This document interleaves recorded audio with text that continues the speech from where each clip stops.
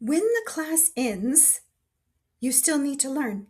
Learning doesn't stop. Your experience in learning English isn't over. So, there are four key things that you should be doing as a student after class. And these can take time, but I want you to know before I even explain them, you do not need to do all of them after every class, every time.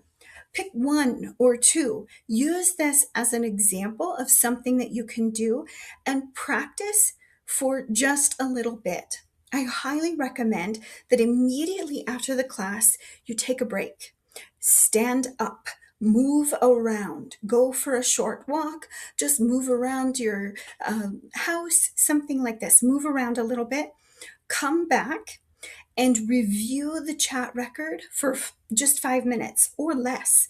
Just review it really quickly. You're not practicing, you're not reading it aloud, you just look over it really quickly.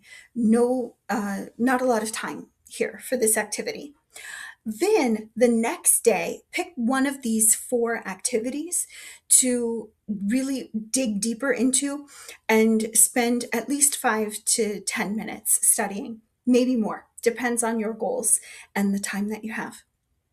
Number one is review. So, review your notes that you wrote, review the chat record. Most students that I've spoken with really love when the teacher writes a lot of corrections, new vocabulary, resources, tips, suggestions in the chat record. So that's something that you might want to ask your tutor to do.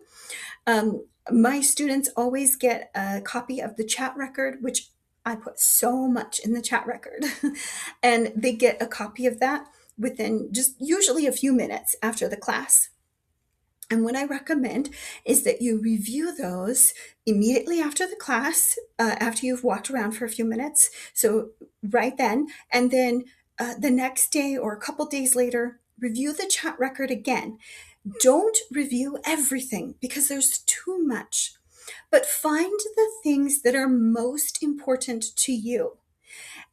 3 things is usually a good number.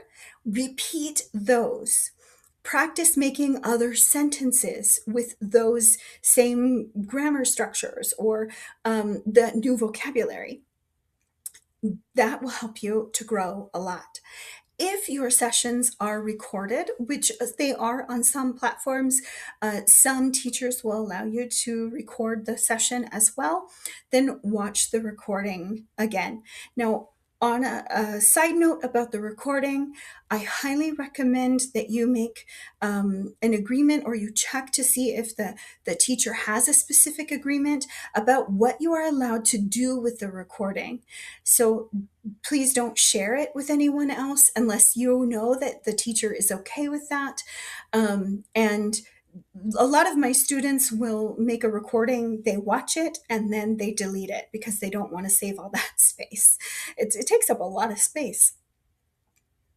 Also, another activity that you can do is to write. So you can use your corrections, the new vocabulary, the grammar.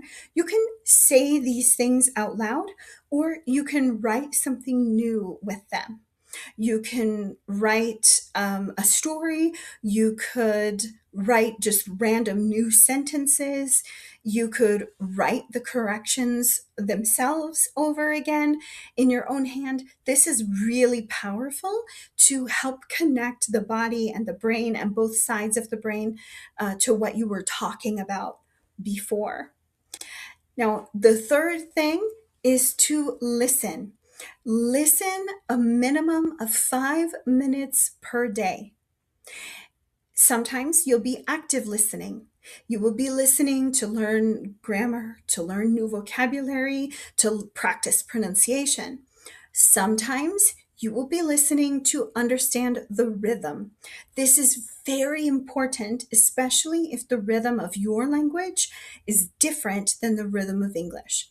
So, in that case, if you are passive listening, listen to something that is either really boring or way higher than your current level so that you aren't trying to understand. You're only listening to the rhythm.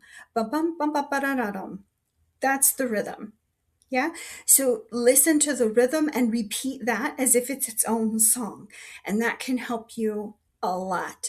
I would say do that at least once a week for just a few minutes a day. Listening to songs is a good way to learn new vocabulary, but it isn't the best way to learn rhythm because you're really learning the rhythm of the song, not of the language. The last thing is to personalize. There are so many different ways to do this, but look for ways to make what you're learning a part of your daily life. Maybe as you walk around, you start to name objects: scissors, highlighter, stylus, marker. Yeah. Or you can narrate to yourself, explain to yourself what you're doing. Right now, I am recording a video. After I record the video, I will respond to some messages. This kind of thing. Yes, it's boring. However, it's something that's really easy to do while you're doing other things. And it can be very, very helpful as well. In the last video, we'll review a few key points and wrap up the presentation.